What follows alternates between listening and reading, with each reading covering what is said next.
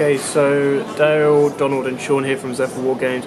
Sean is going to go through the phases of a Yugioh duel turn basis. So he'll walk through each step from draw phase to end phase. Go ahead. Okay, so hi guys, this is Sean, otherwise you can also call me the Antithesis Magician. We're going to give you a walkthrough of all of the phases that you go through in a turn in a game of Yu-Gi-Oh! So first of all, the draw phase. In this phase you, as it says on the can, you draw one card. Also to note, as well as drawing one card, you can, if you have these available to you, you can use monster effects that are quick effects. Like for example Susanoo here, because it's an effect that activates during either player's turn. You can flip up any quick play spell cards you have face down, or any quick plays you have in your hand. And then, last but not least, you flip up any trap cards you happen to have face down from the turn before. Obviously, if you're the first turn player, this is irrelevant to you in regards to these two, or this, because you won't have that on your field.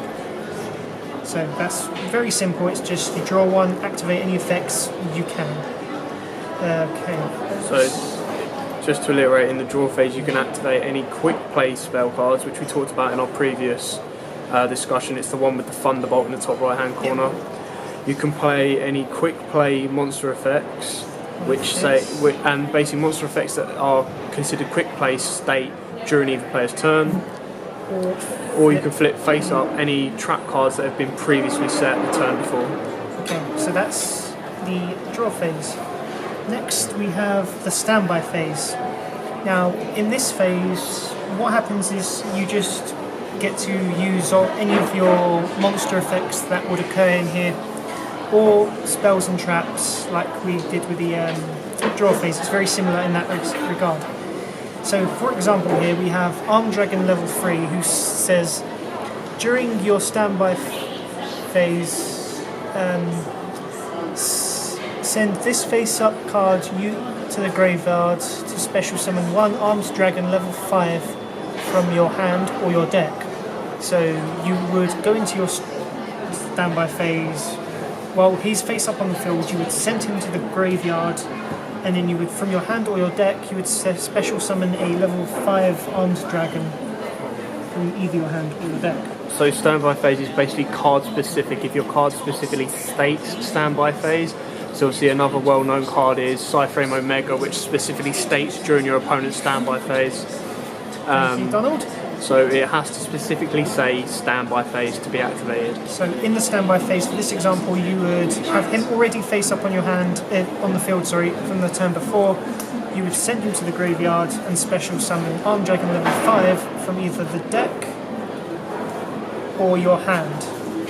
So that's the standby phase. So it's just an opportunity to resolve any effects that occur there, or use any spell or traps that could be used in that phase. Right, next we have the big bad boy, the main phase. So move these to one side. So in the main phase, you can normal summon monsters. So any monster that is level 4, as we've explained already in the monsters video, go look for the video in the description or on our channel. So any monster that is level 4 or lower, you can normal summon it from the hand, like so. Any monster that is, or you could set them as well, once per turn. Any monster that is level 5 through to 5 or 6, you have to, this is mandatory, you have to tribute one monster on the field to normal summon it, or set it. Yep. So again, just to highlight, because we don't want to go over the same things we've already done, but basically in the main phase, it's where you do, as it says on the tin, the main things in that duel.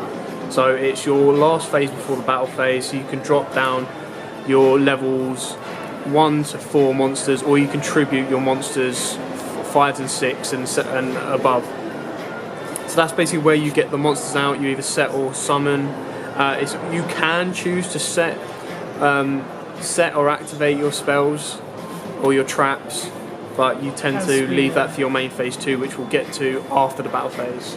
Okay, so secondly, in your main phase, you can special summon as many monsters as you want. You can go absolutely crazy. However, you can only pendulum summon once per turn. So, say I had a left scale on the field and a right scale on the field, I would only be able to pendulum summon once per turn. So I would, for example, I have a scale of 3.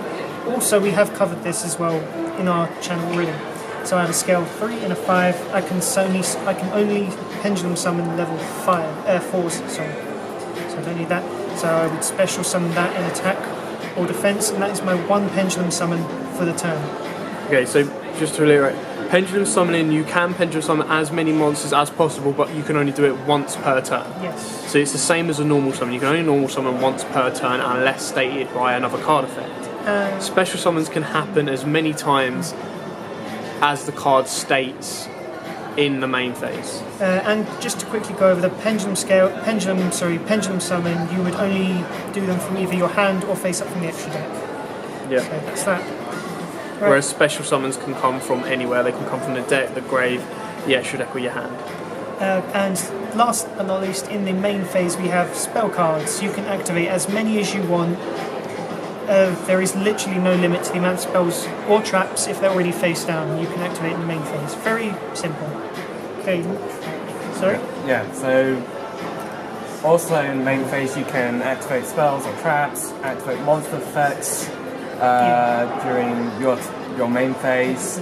Cards which have a trigger effect, such as when you normal summon or it says once per turn. These effects happen only in your main phase.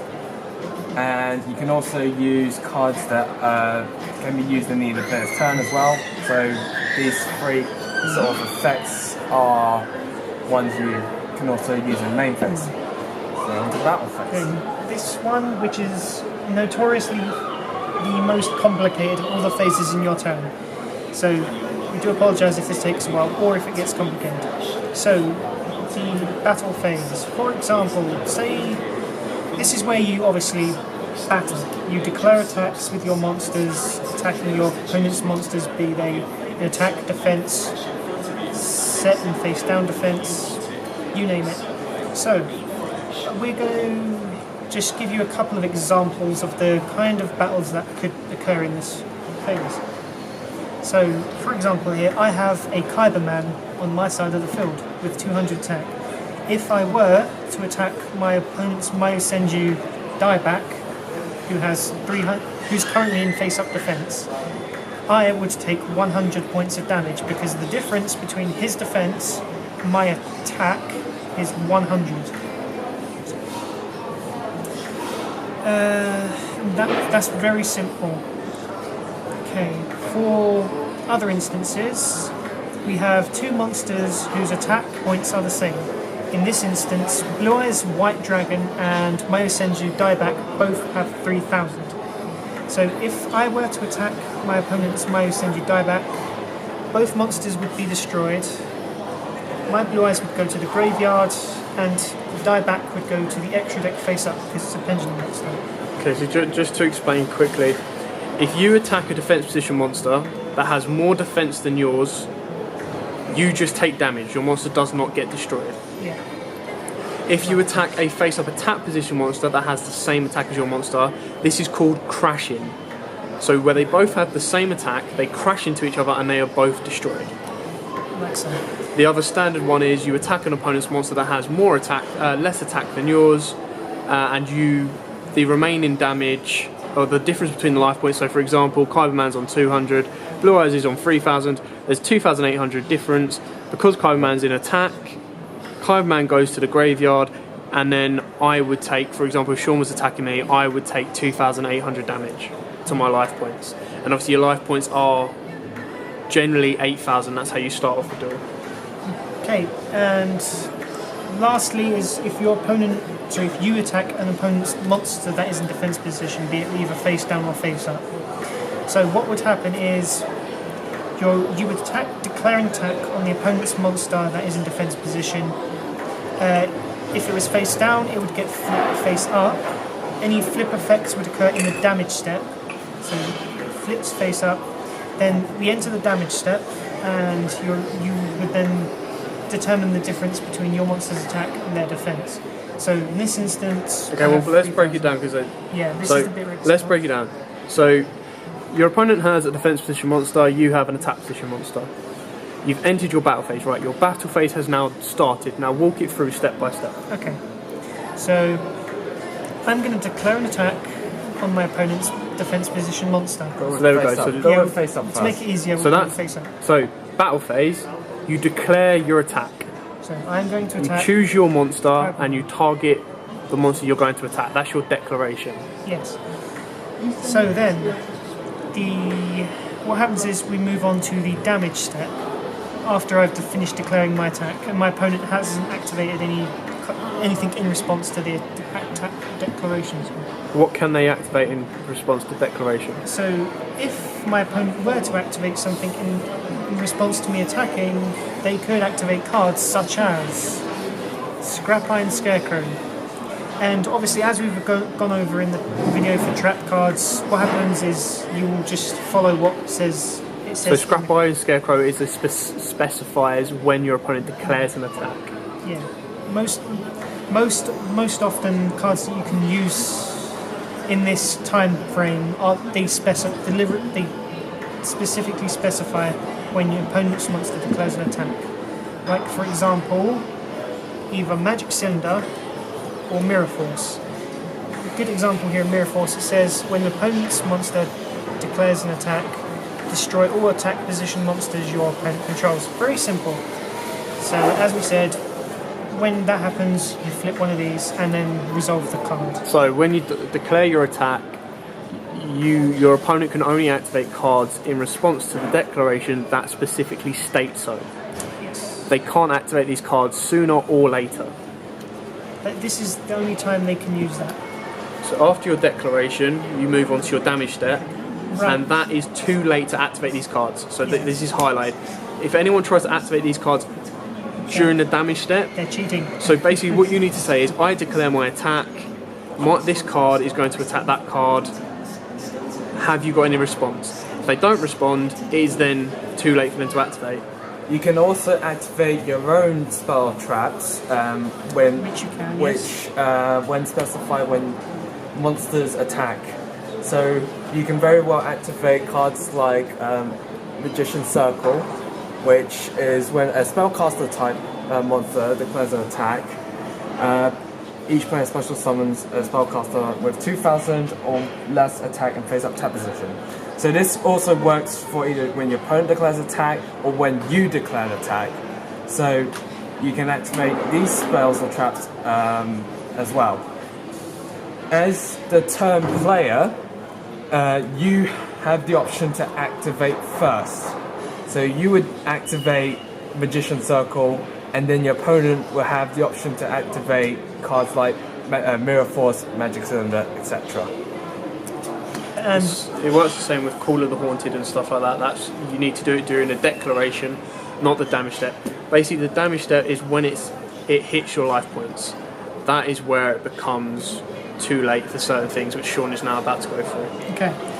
So the next part of the battle phase would be the damage step.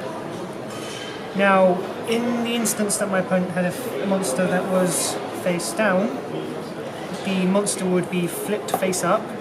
Any flip effects that it would have would be resolved. For example, Magician of Faith would add a spell card from my graveyard to my hand, as we've covered in previous videos.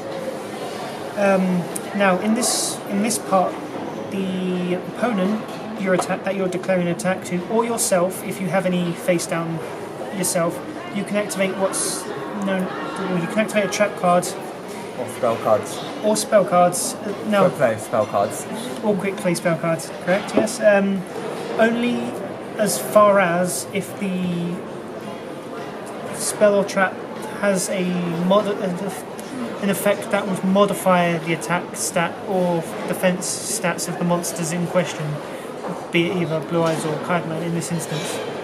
So, for example, let's say my Blue Eyes... Okay, hello.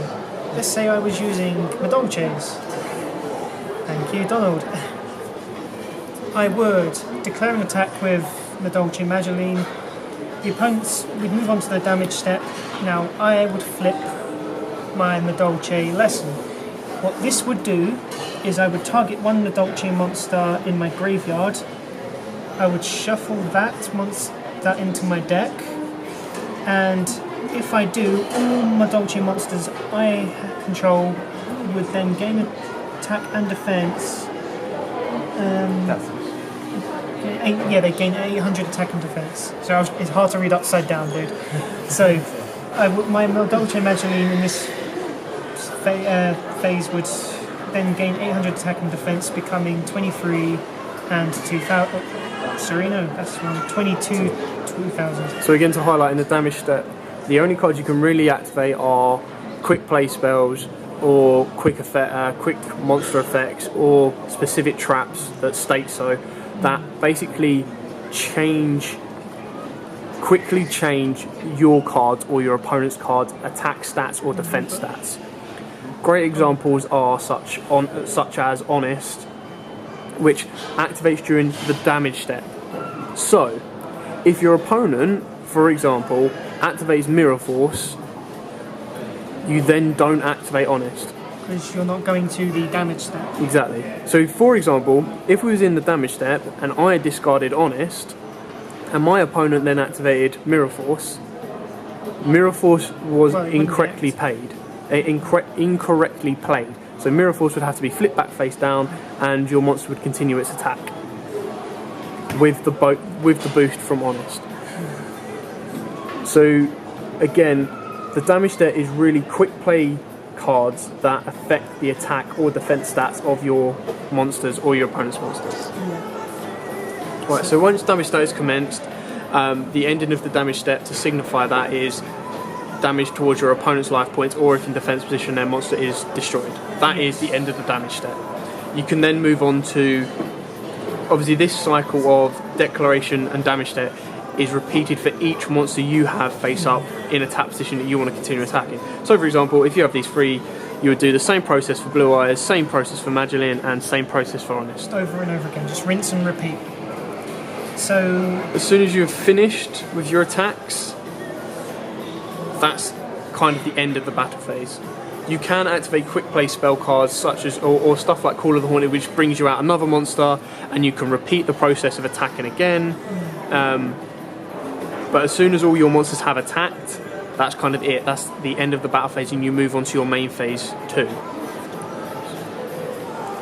So as Dale was saying, we can do that. We can activate cards like Call of the Haunted in the spare empty moments of doing vacant moments of doing nothing. So, say I have Kai'Man Grave, I would flip Call of the Haunted, summon the Kai'Man, and then rinse and repeat, battle, damage, so on and so forth. It's best if you declare the end of each of your phases. If you declare your draw phase, your standby phase, your main phase, and then when you declare you're entering the battle phase, it gives your opponent no excuse for misplaying their cards. So a great example is number 47 Nightmare Shark and Effect Veiler. Them cards specifically can only go off in the main phases. So to save you going, I'm now in my battle phase, and your opponent going, wait, I wanted to activate this card in my main phase, say that you are ending your main phase, going into your battle phase, and that gives you your opponents a chance to go, right, on your end of your main phase, I'm activating so and so. As soon as you've entered the battle phase, that is kind of it. That's locked down in its own specific individual area, and you're then moving on through that, and at the end of that, you're then going into your main phase 2, which is a complete mirror of main phase 1, except you don't have a battle phase afterwards. So if you have a normal summoned or special pendulum summoned in your main phase 1, you can do in your main phase 2. Otherwise, you can't. This is kind of like the phase where you would settle your traps for the next turn, preparing for your opponent's turn. Again, you can activate quick play spells and traps, but ideally you would have already activated them in main phase 1 or the battle phase to clear your opponent's board. After main phase 2, you're then going straight into your end phase. So by declaring the end of your turn, your opponent has a clear understanding of, okay, now I can activate cards in response in his end phase, or I just draw my card starting my phases off. In the end phase, like the two main phases before it, you can also flip up any mystical face down spells or traps that you, quick play spells or traps you didn't set that turn, and the same goes for trap cards. So any quick play spells or traps you had face down, you can activate those, or quick plays from the hand. And monster effects, which can activate in either player's turn. And monster effects, and quick effects. So just to highlight this, because this might be something that, this is what gets really confusing for some people and it's hard to keep track of. Yeah. There are different spell levels, so to say, and card levels that outdo the rest. So for example, Sean kept using quick play spells as an example. This is because quick play spells are the highest level, as well as quick play monster effects that are during either player's turn. They are basically the top of the chain. They can be activated near enough any turn, any time, give or take. So that's why commonly you'll see people playing Mystical Space Typhoons in the end phases or draw phases, and stuff like that, because I mean, quick play spells can't really be stopped. I mean, you need a card that specifically negates the activation of a spell card. And obviously this card doesn't linger, so it's activated and then it goes to the graveyard. We are going to, in the next video on our channel, we will be getting into cards that would do such, that would negate it. We're going to be getting into that in the next videos, cards like counter traps. Yeah. So expect to see that also soon. Well, we're going, I think we might post it either before or after this video, but we're just, yeah, like Sean said, we're going to go through the different spell speed levels, and that will kind of give you a bit of an idea of, it is probably the most complicated part of Yu-Gi-Oh! Is when you can and cannot activate certain cards, and what card trumps another card. So we'll get onto that in the next video very shortly. I think that's everything on the kind of structure of a general Yu-Gi-Oh! Turn, and it, like Sean said, it is basically rinse and repeat every single time. The only time it will adapt or be changed is either due to a card effect or if you're going first.